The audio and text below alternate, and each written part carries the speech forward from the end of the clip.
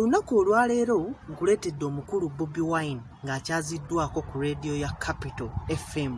Mugimanyi bulungi nnyo, ze zimu ku radio ezasookawo wano mu ggwanga Uganda, era abuuziddwa ebibuuzo biyitirivu nnyo nga bw'okiwulira. Njagala mubawe mulabe engeri gy'addamu ebibuuzo by'abantu, engeri gye babimubuuzizza n'engeri gy'addamu ebibuuzo bino. Ayogedde ku mbeera ye, embeera eyali mu Arua, n'ayogera ku bintu bingi nnyo n'obulamu bwe bwennyini.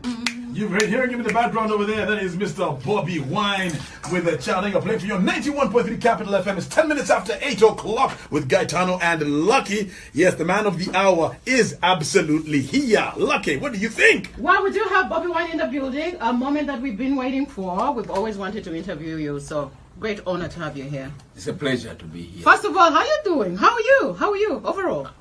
I should say I'm good. Okay. I'm better than yesterday. Yeah. Yesterday you were worse.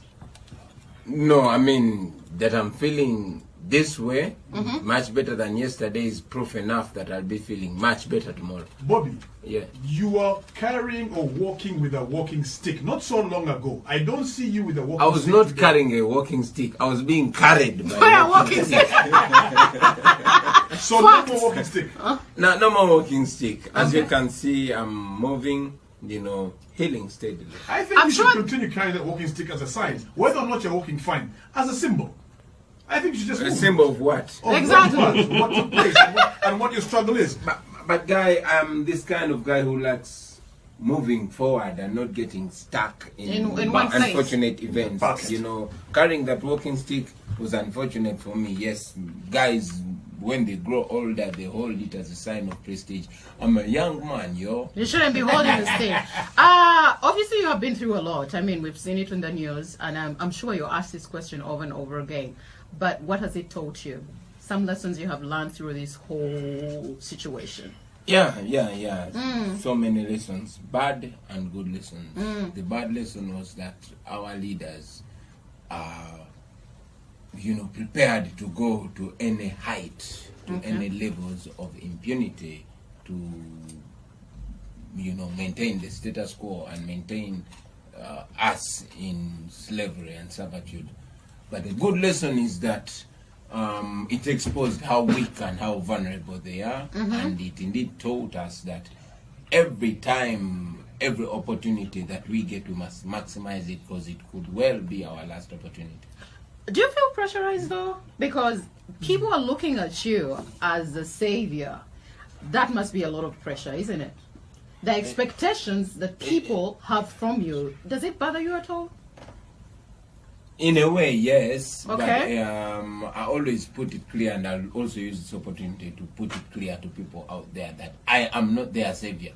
We are each other's savior. They shouldn't look at me as extraordinary. I'm just one of them. Only that I resolved that, enough is enough. And I should only be living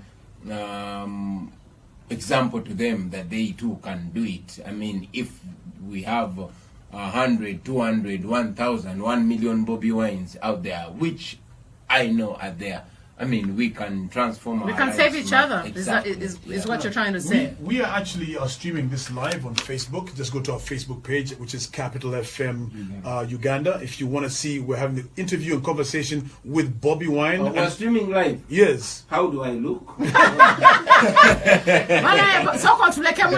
now, I okay, wanted go to ahead. know very quickly. Obviously, your journey has been very interesting, and I want to know when you became a member of Parliament. You then also did a course in, I think it was the United States. A short course. A very a short course. Has this changed the way you see things, in the way you talk, in the way you approach the issue that you are trying to I don't know, show light on or fight against?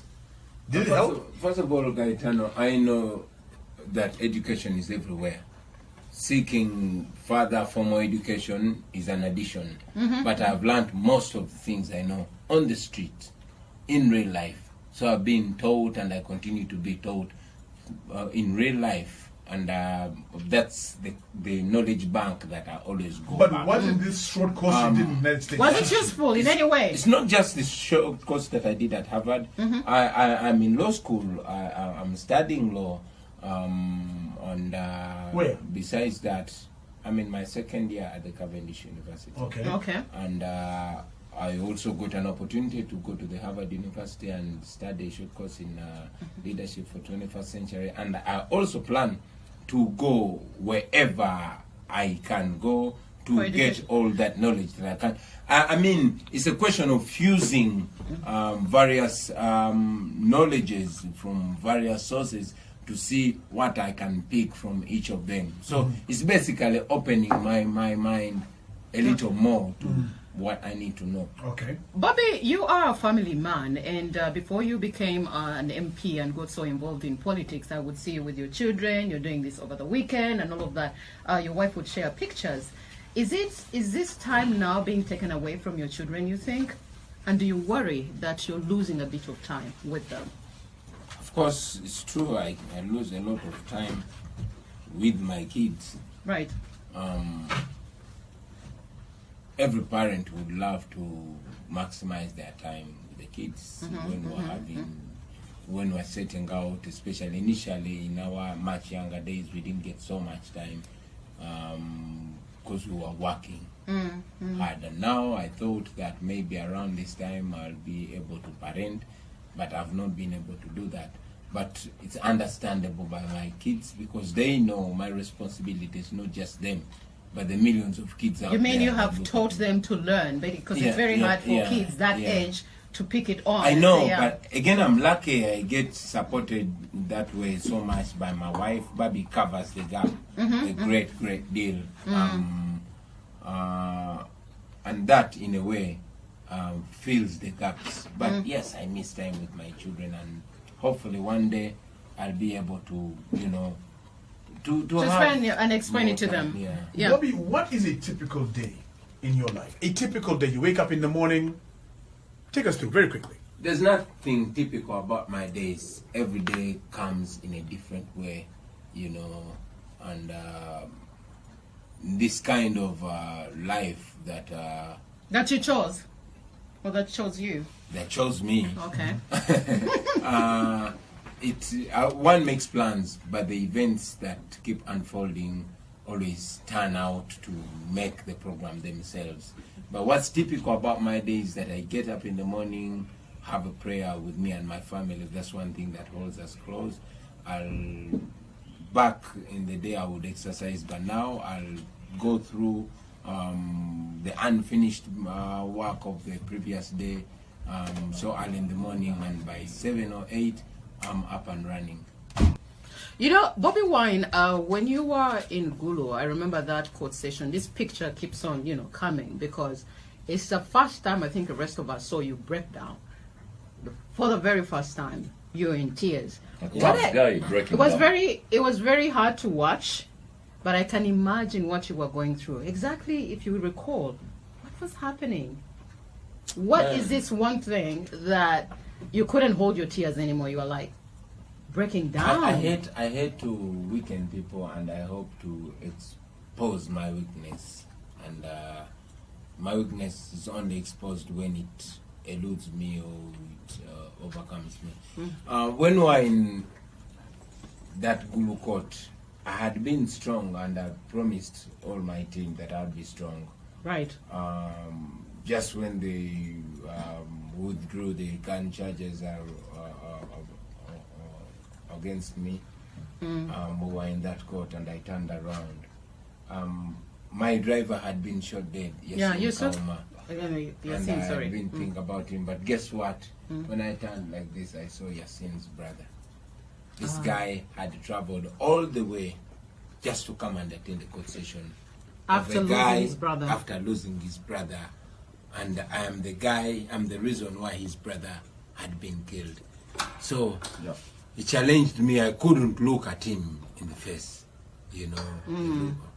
So many questions came to my mind, and before I could even think more, I broke down.